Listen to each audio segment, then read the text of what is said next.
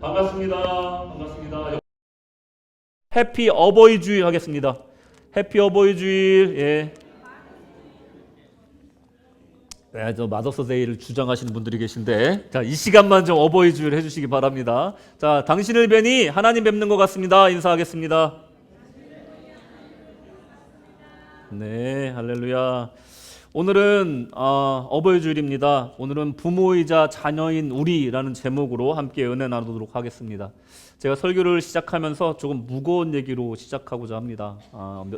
몇 주 전에 미국 텍사스에서 총기 난사 사건이 또 벌어졌습니다. 너무 슬픈 일인데, 이게 참 더 슬픈 이유가 뭐냐면 한인들이 많이 가는 마트에 그런 일이 벌어졌습니다. 그래서 한인 가족 중에 희생자가 발생했어요. 젊은 두 부부에 또 애가 둘이 있는 가정인데, 그 네 식구 중에 큰아들만 살아남게 됐습니다. 너무 슬픈 일이고요. 근데 그 목격자들의 증언에 의하면 어머니가 끝까지 그 아들을 감싸 안아서 그 아들이 부상만 입고 살아나게 됐다는 거예요. 그러니까 목숨을 걸고 그 아이를 살린 것은 그 어머니였다는 것을 우리가 그 뉴스를 통해서 듣게 됩니다. 그 누구도 이렇게 말하지는 않을 겁니다. 요즘에도 그런 부모가 있냐? 라고 말하는 사람은 세상에 절대 없을 거예요. 왜냐하면 세대가 악하여지고 세상이 변하여도 이 부모의 사랑이라는 것은 변할 수가 없기 때문입니다. 시대가 아무리 바뀌고 악하여져도 누구나, 부모라면 누구나 그렇게 했을 것이기 때문입니다. 그 부모의 사랑을 깨닫는 순간 우리는 철이 들고 효도를 생각하게 됩니다. 동물과 인간을 나누는 여러 가지 기준이 있겠지만 부모님의 사랑 또 그리고 부모님을 공경하는 이 효도의 마음만은 효도했다라는 동물을 들어본 적이 없으니까 사람만이 할 수 있는 것이 아닌가, 또 사람만이 할 수 있는 특권이 아닌가 생각을 해봅니다. 우리는 현재 이 땅에 살아 숨쉬고 있다는 것 자체가 그것이 바로 하나님의 은혜이자 우리 부모님의 사랑이라는 것을 기억하시기 바랍니다. 우리가 살 수 있었던 것, 우리가 지금 숨쉬고 있었다는 것, 이렇게 성장할 수 있었다는 것, 그것 자체가 부모님의 은혜고 사랑입니다.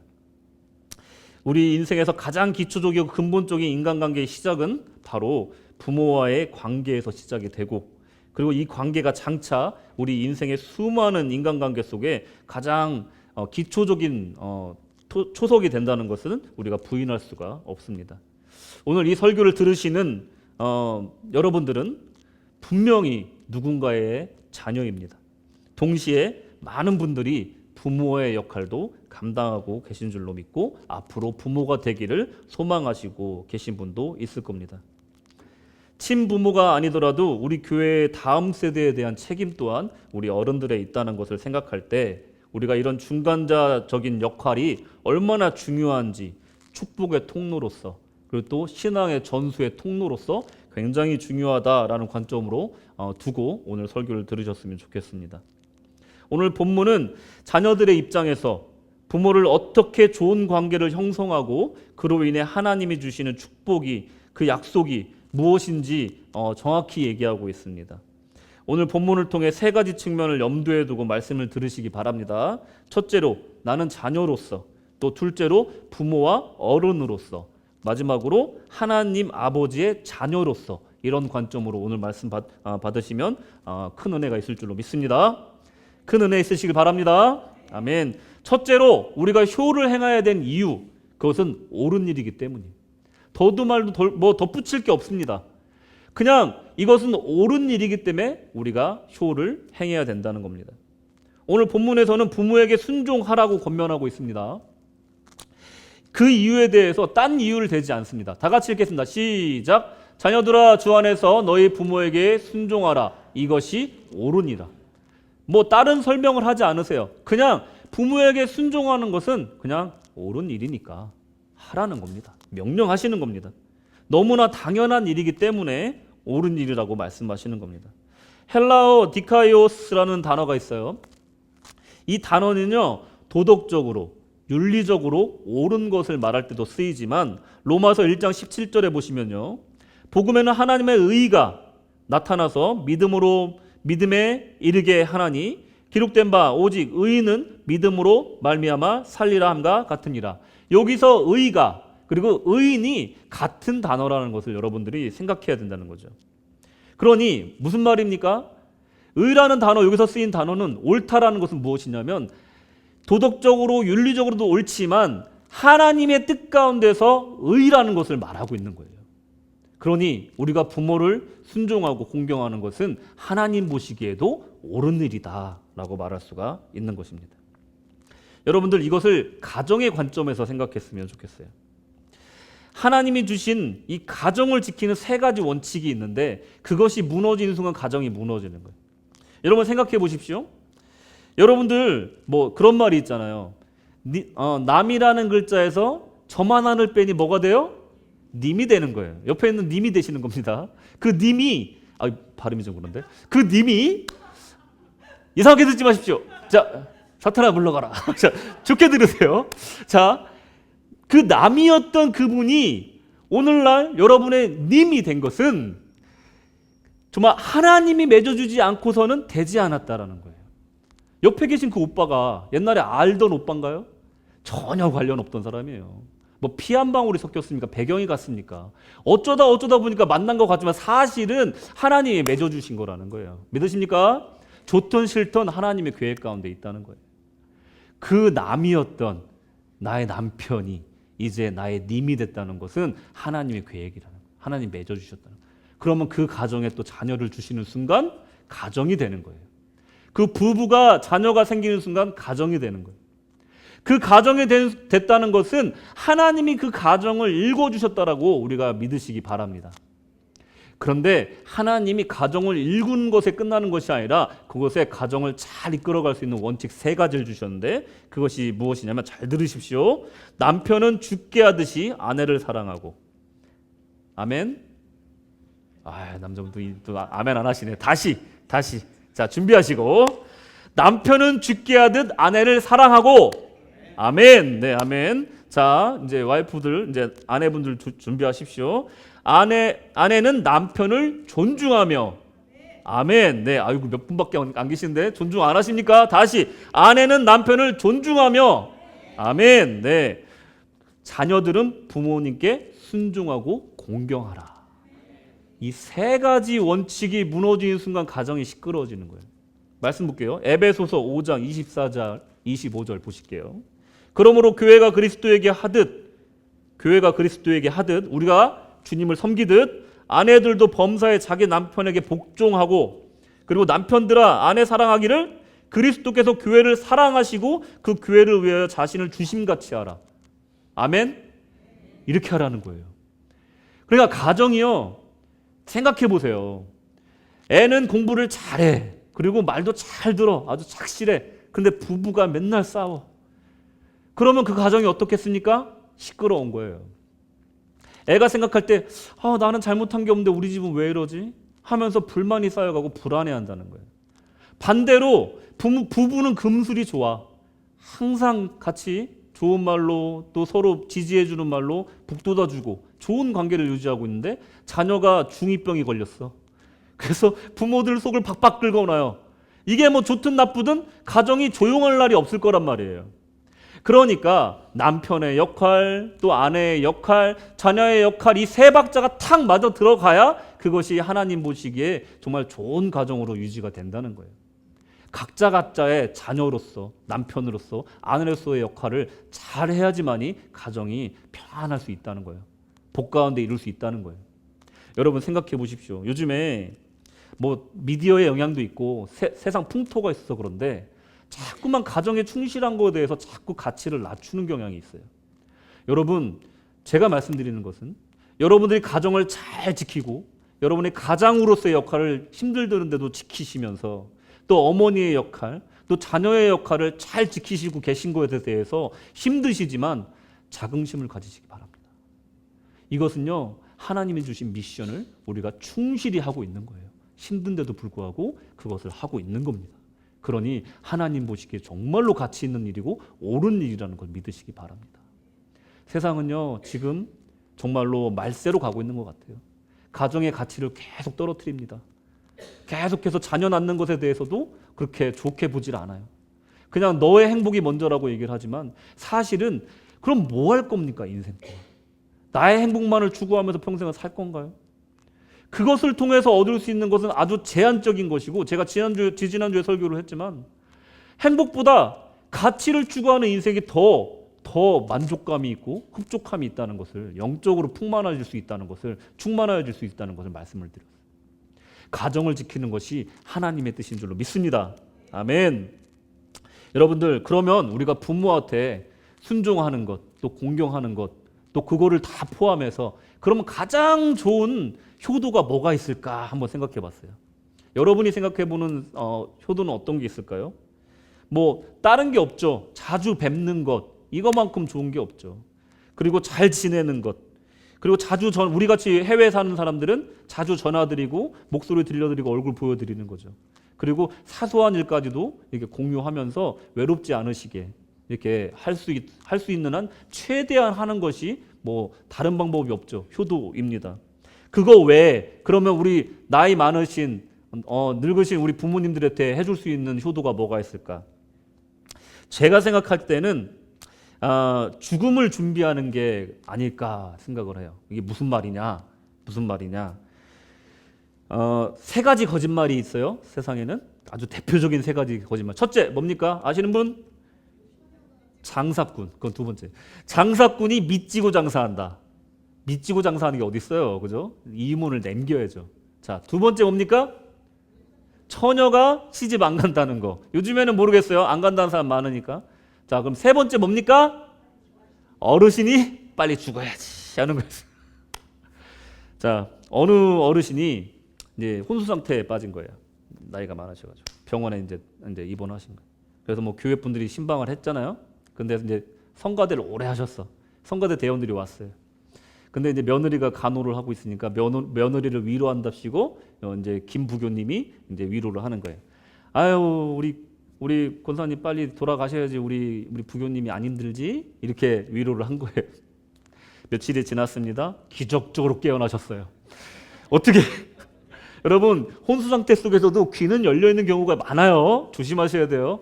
첫 마디가 뭐였게요? 얘야, 그 김부교랑 놀지 마라. 이 말을 하셨다는 거예요. 그러니 이 어르신들도 이 죽음 앞에서는 의연할 수가 없다는 겁니다. 제가 사무실에서 이제 말씀을 준비하고 있을 때 종종 어르신들한테 전화가 와요. 그러면 여러 가지 뭐 문의 사항이나 여러 가지 얘기할 때도 있으시지만 대부분이 사가님, 제가 이제 살아봐야 얼마나 살겠습니까? 제 뭐 살림살이나 제 모든 것들을 좀 정리하고 장례 절차에 대해서 좀 상의를 하고 싶습니다.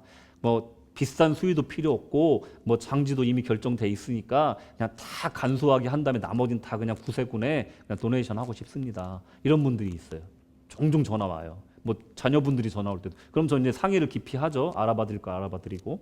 그러면서 이제 우리 교회가 상조회가 있으니까, 상조팀이 있으니까 우리 교인이 아니더라도 만약에 연고자가 없으면 우리가 봉사할 마음으로 지금 상조팀을 만들었잖아요. 그러니까 누구든지 우리 교회에 오시면 우리가 그 상조팀을 통해서 그 일들을 저희가 집례를 해드려요.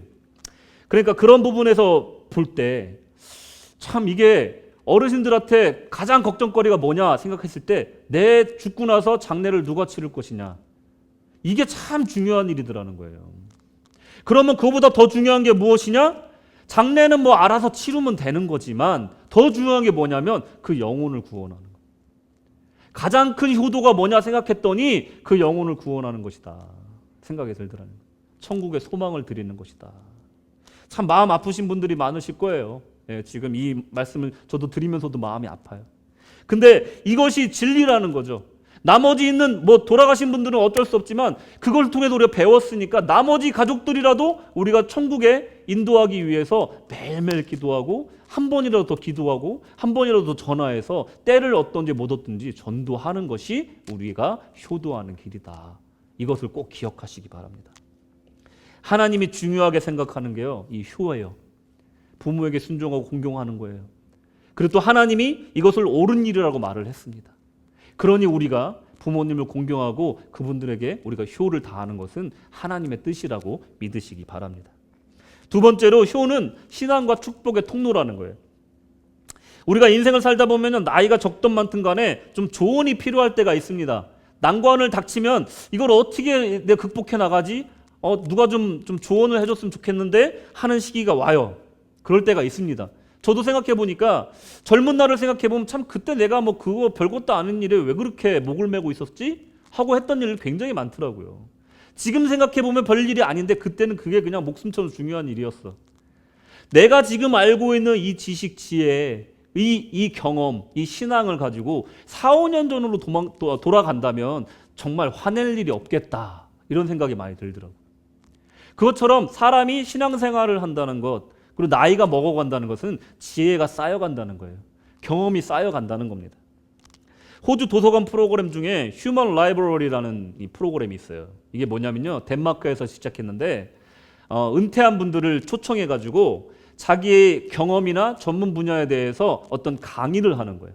그러니까 내가 평소에 만날 수 없는 그 사람을 그 라이브러리 그 강의를 통해서 만나고 그들의 지식과 경험을 전수받는 그런 프로그램인 거예요. 그러니까 라이브러리, 휴먼 라이브러리 프로그램이 호주 도서관에 보면 이게 붙어 있어요. 그러니까 내가 어떻게 서칭을 해서 알 수 있는 그런 수준이 아니라 진짜로 그 일을 했던 사람들이 강의를 해주는 거예요. 그러니까 그것이 얼마나 살아있는 지혜이겠습니까? 이렇게 우리가 이 효라는 것은요, 이 축복과 신앙을 이게 전달해주는 통로의 역할을 해줄 수가 있다는 거예요. 생각해 보세요. 부모님과 사이가 안 좋은 아들이 교회를 열심히 다니겠습니까? 안 다닐 가망성이 더 많겠죠. 여러분, 목회자 가정의 자녀들이 왜 그렇게 엇나갈까요? 어렸을 때 그 강압적인 신앙 교육 때문에 엇나가는 거예요.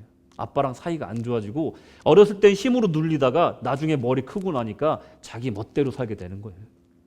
이거 정말로 조심해야 된다는 거예요. 지금 나한테 순종한다고 해서 앞으로도 순종하는 게 아니라는 거예요. 그걸 생각하셔야 된다는 거예요. 그러니까 이 관계를 좋게 유지한다는 것은 사실은 우리가 이들을 주님 안에서 말씀으로 또 축복의 통로로서 우리가 역할을 하고 있다는 걸 생각하셔야 돼요. 내 속으로 낳죠. 당연히 내 자식입니다. 하지만 하나님이 주신 선물이라는 차원에서 볼 때 이들은 전도 대상이에요. 선교 대상이라는 거예요. 여러분들이 신앙이 좋다고 해서 여러분들의 자녀들이 신앙이 좋다라고 단언할 수가 없잖아요. 이들은요, 나를 통해 세상에 왔을 뿐이지 이들은요, 처음부터 믿음을 물고 나온 믿음 수저가 아니라는 거예요. 아빠가 잘 믿으니까 그러면 목사 아들들, 사관 아들들은 다 잘 믿어야 되게요? 아니잖아요. 이 아이들을 잘 가르쳐야 되는 우리의 의무가 있다는 거예요. 통로의 역할을 잘 감당해야 된다는 겁니다. 우리가 효를 감당해야 되는, 잘 감당해야 되는 이유가 여기 있는 거예요. 또 이 축복의 통로를 자꾸만 아래쪽으로만 생각을 하시는데 사실은 이 통로가요, 위로도 뚫려 있습니다. 저는 이거를 굉장히 간절하게 느끼는 사람 중에 하나예요. 믿지 않는 가정에서 내가 먼저 신앙생활을 한 사람, 핍박을 받으면서도 믿음 지키면서 자라온 사람, 그 사람들에게는요, 축복의 통로가 위로도 뚫려 있는 거예요. 내가 중간자의 입장으로 부모이자 자식으로서 그 축복을 전달해야 되는 거예요. 여러분, 제가 아까도 말씀드렸지만 그분들에게 복음을 전해야 되는 이유가 여기에 있는 겁니다. 지금까지 우리 가문이 불교 집안으로, 아니면 악령의 집안으로, 아니면 신앙이 없는 집안으로 이렇게 계속해서 오래 그 어두운 기운 가운데 눌려서 살아왔다면, 나를 믿게 하신 이유는 그 죄악의 사슬, 그 어둠의 사슬을 나를 통해서 끊어버리고 새로운 가문으로 시작하라는 하나님의 뜻이 있다는 것을 믿으시기 바랍니다. 몇 대 믿었다는 게 중요한 게 아니라 현재 내가 믿고 있는 이유에 대해서 정확한 판단을 하셔야 된다는 거예요.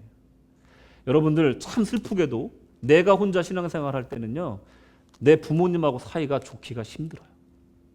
왜냐하면 내가 교회 나가는 것 자체가 마음에 안 들고 또 교회 나가는 사람에 대한 기대치가 높기 때문에 내가 조금 잘못하는 것과 내 형제가 잘못하는 것을 다르게 봐요.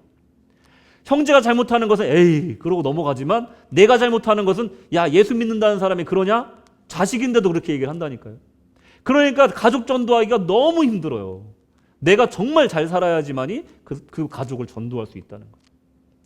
이게 우리가 참 힘든 일이지만 그래도 이 일을 감당해야 되는 것은 나를 이 가정의 가운데 꽝 이렇게 내려놓으신 이유는 위아래로 전도하라는 의미에서 통로의 의미로 우리를 이게 다 설치를 해주신 거라는 거예요. 자, 그러면 우리가 해야 될 일이 뭐냐면 그 축복과 신앙을 흘려보내주기만 하면 되는 거예요. 물이 안 통한다고 자꾸 슬퍼하지 마십시오. 자꾸만 축복이 그쪽으로 흘러가지 않는다고 나 자책하지 마세요. 말씀 붙들고 기도하시면 되는 겁니다. 주 예수를 믿으라. 그리하면 너와 내 집이 구원함을 얻으리라. 아멘. 말씀하셨습니다. 하나님께서 말씀하셨습니다. 이 말씀 우리 가정에 이루어 주시옵소서. 말씀 붙들고 기도하시는 거예요. 이루시는 것도 하나님 뜻이고 안 이루시는 것도 하나님 뜻이니 저는 저의 것을 최선을 다해서 때를 얻든지 못 얻든지 이 축복을 흘려보내겠습니다. 이 믿음을 흘려보내겠습니다. 주여 구원하여 주시옵소서. 내 역할을 하면 되는 거예요. 내 역할을 하면 돼요. 우리는 탱크가 아니에요. 우리는 수도 근원지가 아니에요. 식수원이 아니에요. 우린 그냥 파이프라인이라는 거예요. 하나님의 축복을 전달해 주는 역할을 최선을 다해서 하면 된다는 거예요. 그것을 통해서 우리가 우리의 삶을 의미를 찾을 수가 있다는 겁니다. 그런 관점에서 여러분 쉐마라는 것이 있습니다. 쉐마. 히브리어로 들으라 이런 뜻입니다. 쉐마. 신명기 6장 5절부터 9절까지 다 같이 한번 읽겠습니다. 시작. 너는 마음을 다하고 뜻을 다하고 힘을 다하여 내 하나님 여호와를 사랑하라.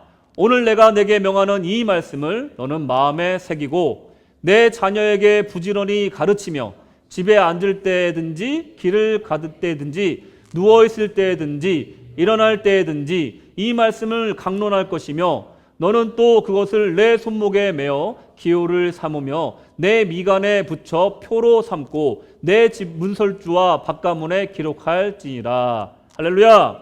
아멘. 여러분 이 말씀 잘 해석하셔야 됩니다.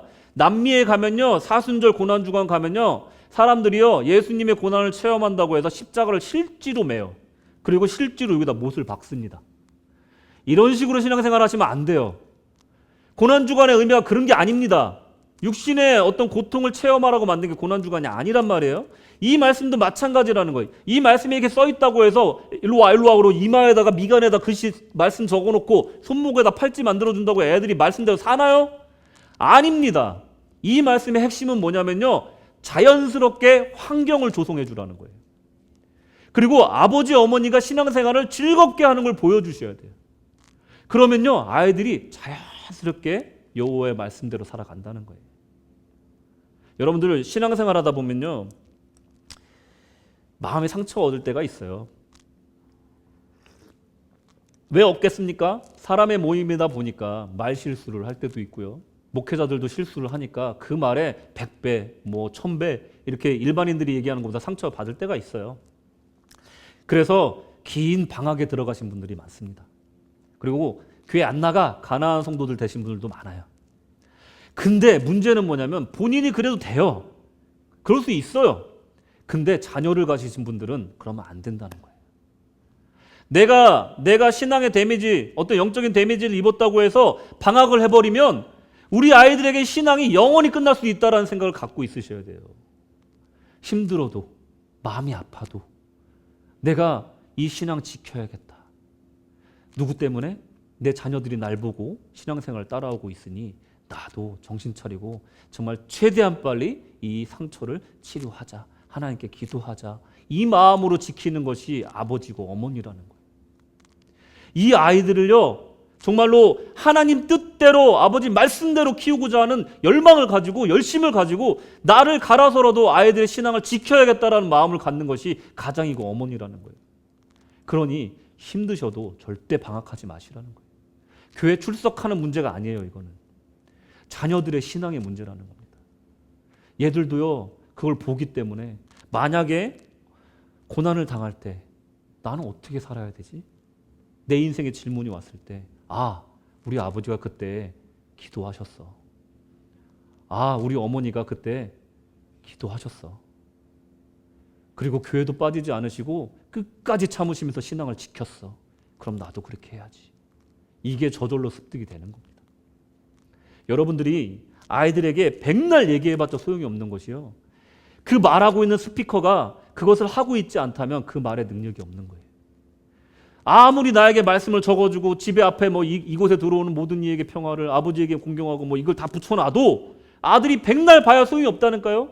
내가 우리 엄마 아빠한테 효도를 안 하는데 내 자식이 나한테 효도 못하는 것처럼 똑같다는 겁니다. 그러니 이 쉐마를 나에게 먼저 얘기를 하고 들으라 한 다음에 그 모습을 보여주는 거지 아이들한테 쉐마를 할 수가 없다는 거예요. 그러니 여러분 붙였으니까 끝나는 게 아니라 나도 그걸 보고 그대로 살아야 된다는 거예요.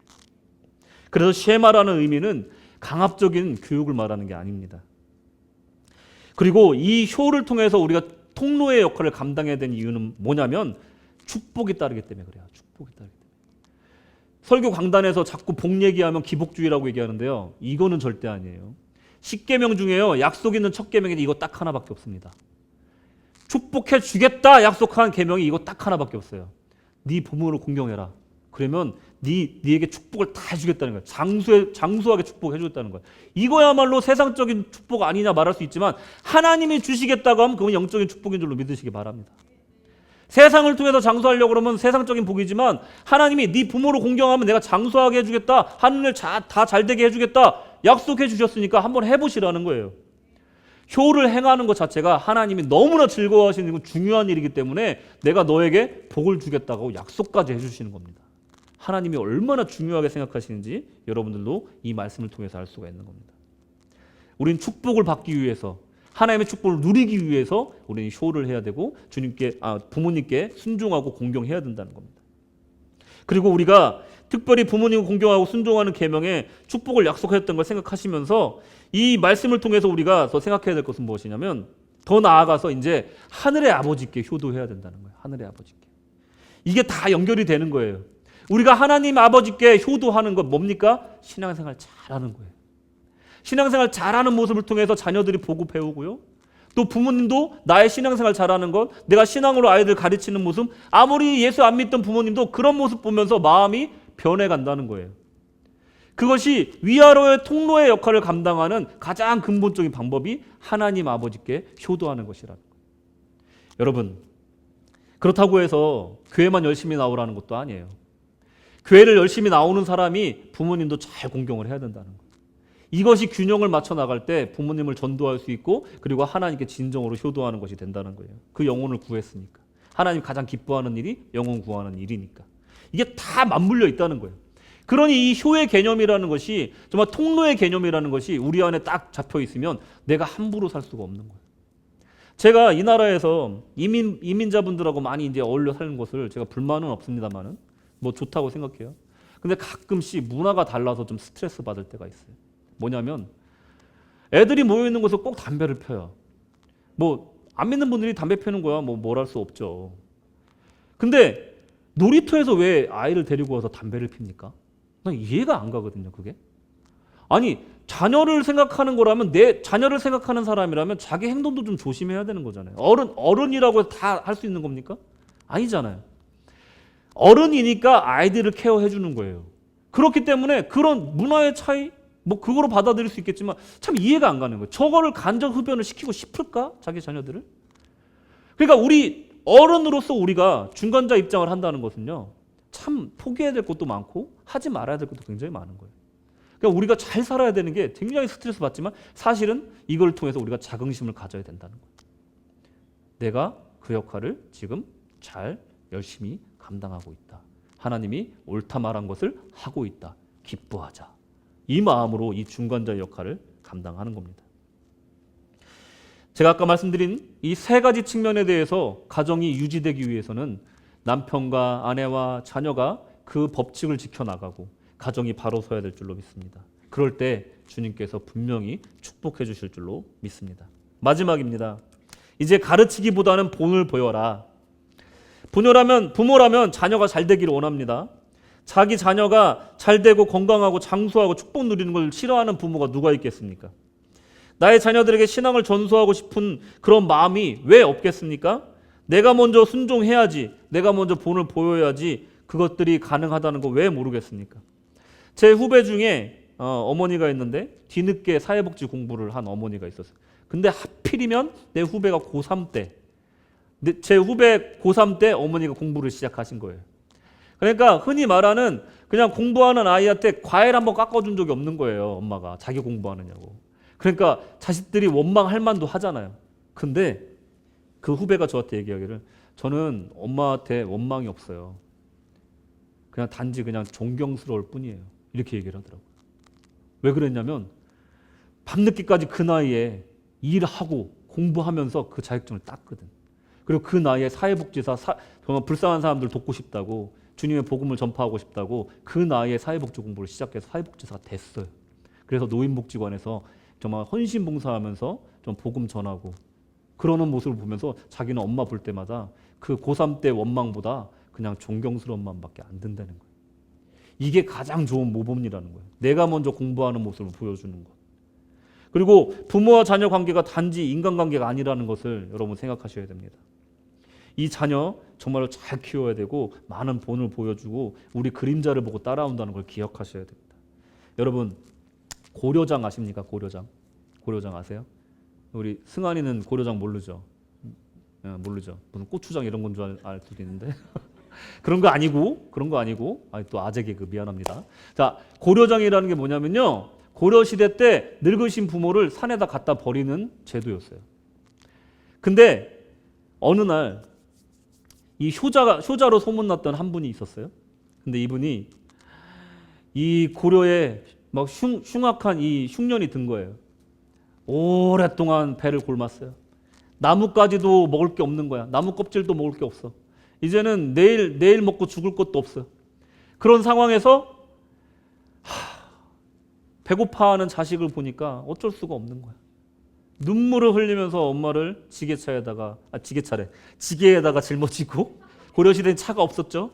지게에 짊어지고 저렇게 울면서 산에 올라가요. 옆집 뭐 어떻게 해가지고 빚을 져서 음식을 구해가지고 한 보따리 물하고 해가지고 지게에 매단 다음에 그런 다음에 어머니를 깊은 삶 속에다가 모셔다 드리고 대성통곡을 하고 죄송합니다. 저라고 며칠 먹을 음식과 물을 갖다 드리고서 정말 너무 미안한 마음에 그냥 바람같이 그냥 산을 내려오는 거예요. 근데 저쪽에서 낑낑거리는 소리가 들려요. 무슨 소린가 이렇게 봤더니 자기 아들이 따라 올라왔는데 지게를 지고 막 내려오고 있는 거예요. 야, 너 그거 왜 갖고 오냐? 그 무겁게 왜 가져왔어? 버리고 오지? 그랬더니 이 아들이 뭐라고 그러냐면 아버지 늙으면 갖다 버려야 돼서요. 이렇게 얘기하는 거예요. 그 말을 듣고서 한 대 탁 맞은 느낌에 돌아가려고 지게를 지려고 했더니 거기에 어머니가 그 드렸던 음식을 묶어 놓은 거예요. 우리 아들 굶어 죽을까 봐 그걸 묶어 놓으신 거예요. 그리고 가는 길에 봤더니 나뭇가지를 다 꺾어 놓으신 거예요. 아들이 또 산에 내려가다 길 잃을까 봐 나뭇가지를 다 꺾어 놓은 거예요. 자식은 자기 엄마를 갖다 버렸지만 엄마는 자식 길 잃을까 봐 나뭇가지 꺾어 놓고 굶어 죽을까 봐 자기는 굶어 죽어도 되니 음식 준 거를 그 지게에다 몰래 묶어 놓은 거예요. 이게 엄마 사랑이래. 우리가 여기서 알 수 있는 건 뭐예요? 내가 우리 부모 지게로 져서 갖다 버리면 내 자식이 나 갖다 버린다 이거예요. 이게 본을 보여야 된다는 거예요. 본을 보여야 된다는 거예요. 여러분들 참고로 말씀드리는데 이거 실제로 있었던 거 아니랍니다. 역사적인 사료가 하나도 없어요. 고려장이 진짜라는 거. 일본에서 만들었대요. 식민지 시절에. 우리를 좀 낮추려고. 그리고 또 미국 사람인데 윌리엄 그리피스라는 사람이 1882년에 은둔의 나라 한국이라는 책에서 처음으로 그냥 상상해서 만든 이야기라고 합니다. 우리는 이런 효를 중요하는 민족이기 때문에 이런 일이 없었대요. 이야기로서만 의미를 받으시기 바랍니다. 신앙생활도 마찬가지라는 거예요. 에베소서 3장 19절. 그 너비와 길이와 높이와 깊이가 어떠함을 깨달아 하나님의 모든 충만하신 것으로 너희에게 충만하게 하시기를 구하노라. 이제 부모가 신앙 성장하는 모습을 보여줘야 돼요. 백날 너 신앙생활 열심히 하라 할 필요가 없다는 거예요. 내 신앙의 너비와 길이와 높이와 길이를 내가 성장시키는 모습을 보면서 사회복지사 시험을 공부하는 그 엄마를 보면서 나도 공부할 수밖에 없었다는 거예요. 내가 신앙생활 열심히 하는 모습을 보여줌을 통해서 자녀들도 신앙생활 자연스럽게 열심히 하게 된다는 거예요. 언제까지 남을 만한 크기로 계속 있을 겁니까? 겨자씨만한 신앙으로 계속해서 있을 거냐 이거예요. 내 겨자씨만한 신앙을 자꾸만 내 자식들이 보면 어떻게 하겠냐 이거예요. 작지만 커 나가는 신앙을 자녀들에게 보여줘야 된다는 거예요. 그러면 이 자녀들이요 나보다 더 큰 나무로 자란다는 거예요. 크는 모습을 보여주셔야 돼요. 나이 들었으니까 끝났다고요? 중년이니까 끝났다고요? 나는 뭐 이제 나이 들었으니까 할 게 없어. 아닙니다. 아닙니다. 여러분의 나이에 어떤 사람은요 영어를 배우고요, 어떤 사람은요 기술을 배워요. 여러분들 나이가 늦은 나이가 아니라는 거예요. 자식 낳고 키웠다고 해서 끝난 게 아니에요. 인생이. 우리가 잘 살아야지만이 우리 자식들이 그걸 보고 본을 보고 따라온다는 겁니다. 신앙생활은 더 그렇다는 거예요. 결론입니다. 지금까지 우리는 하나님이 효도를 왜 강조하셨고 그것을 통해서 우리가 받을 수 있는 축복인지 무엇인지 우리가 살펴보았습니다. 우리 가문에 혹시라도 대대로 어두움의 기운이 누르고 있었다면 오늘 바로 시작하셔서 타파하시기 바랍니다. 여러분들부터 시작입니다. 여러분들이 신앙의 가정으로 가문으로 시작하시면 되는 겁니다. 그래서 그 축복의 통로를 통해서 여러분의 주변의 모든 사람들이 복을 받고 주님 안에서 넘치는 축복을 넘치는 그런 삶을 받을 수 있도록 여러분들이 통로의 역할을 감당하시고 여러분의 자녀들에게 믿음의 본을 보이시며 또 주님께서 기뻐하시는 그런 삶으로 나아가시기 바랍니다. 그러면 여러분의 자녀들이 하는 일이 잘 되고 이 땅에서 장수할 줄로 믿습니다. 효도하십시오. 하나님께도 효도하십시오. 그래서 주님이 주시는 복을 누리시는 우리 모든 권속들 되시기를 주님의 이름으로 축복합니다. 아멘. 기도하겠습니다. 할렐루야. 사랑의 아버지, 우리 보고 주님의 자녀가 되게 하심을 감사합니다. 이 축복을 누리는 삶이 어찌 기뻐하지 않을 수 있겠습니까? 하나님, 내가 힘들 때, 내가 어려울 때 항상 내가 주님의 자녀임을 기억하게 하시고 정말 주님 안에서 다음 세대에게 본을 보이며 또 혹시라도 믿지 않는 부모가 있다면 전도하게 하시며 또 내 주변의 모든 사람이 나를 통해서 축복받는 축복의 통로, 신앙의 통로로서의 역할을 감당할 수 있도록 우리 부모이자 자녀인 우리에게 하나님의 성령을 충만히 부어 주시옵소서. 주께서 함께 하시길 간절히 원하며 예수님의 이름으로 기도드렸습니다. 아멘.